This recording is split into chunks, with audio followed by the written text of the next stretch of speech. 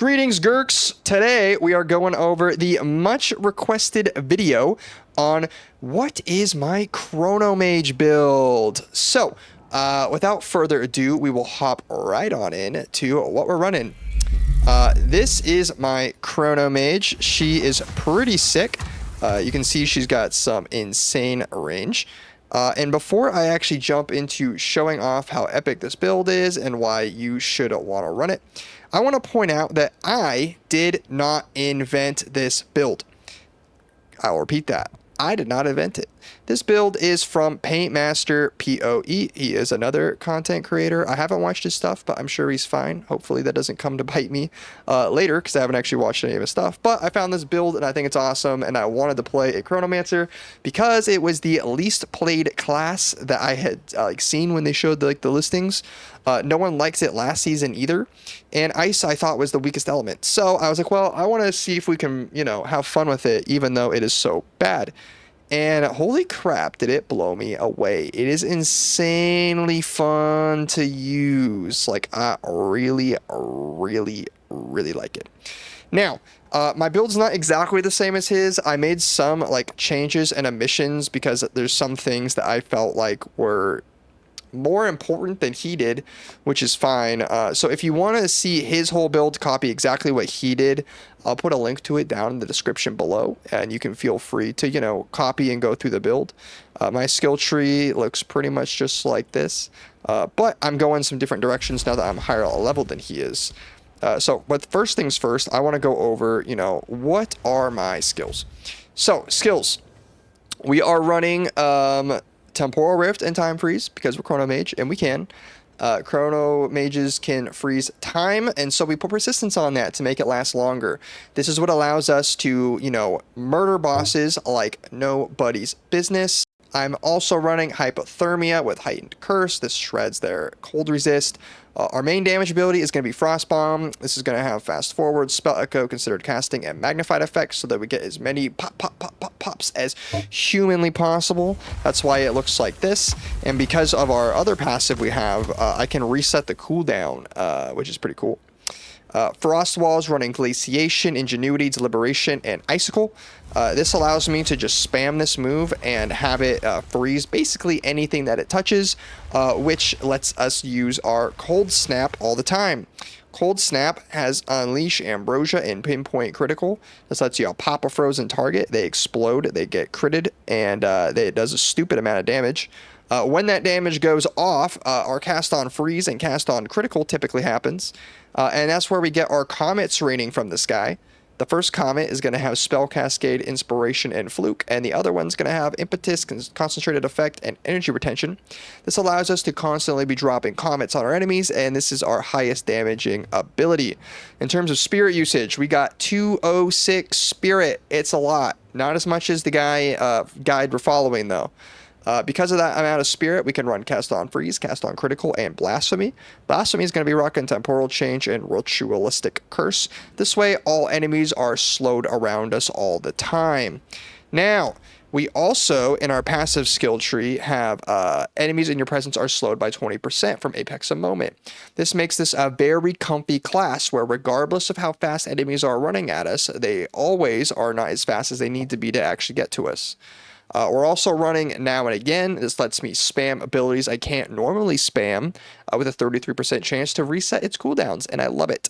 We're also running, Temporal Rift and Time Freeze, as mentioned before. This gives me that League of Legends Echo ability where I can run away from an enemy. Oh no, I'm low. Teleport back. Full health. Very fun ability to use. I really enjoy it. And you saw there, I reset the cooldown when I did it, so I could just, do it again. We also are running Sigil of Power from our Chimming Staff, which we'll get into a little bit later. But now I want to just go over, what am I actually running on the build, right? Because you can just look at the passive tree yourself. There's not too much need to go over there, so I'd rather jump into this first. We are running the Siphoning Wand. It's going to give us +4 to all cold spells, cold damage, spell damage, crit, freeze build up, literally everything you could possibly want on a wand. I'm probably never replacing this. And then my Focus, which is one of the changes I made from him, he uses a scepter, has cold damage, spell damage, mana, all skills get higher leveled, cast speed, and lightning resistance. This just lets me do more damage than the other build does. He runs a scepter so that he can run more defensive spirit utility options, and I just don't want to run them. I'd rather have more damage. I'm running a 30% move speed boot with increased rarity and the resists I need. We're running increased rarity on this as well with extra cold damage and energy shield. We're running a chest piece with 42 spirit and a amulet with 64 spirit in order to hit those thresholds, but I probably will be replacing this amulet very soon. And then the helmet, again, increased rarity and lots of energy shield. This helmet is pretty nice. And then we're running Ingenuity Belt just because I feel like increasing ring power is kind of important, and, you know, it's sick. Probably going to replace these rings at some point. They're not like the most amazing things in the world, but the belt just makes those rings that much better than they would normally be.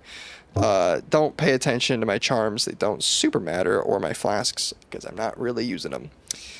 In terms of the passive skill tree, some things I want to mention that feel like you'll want to do when you get to the point I'm at in the tree where you can't follow the guide anymore.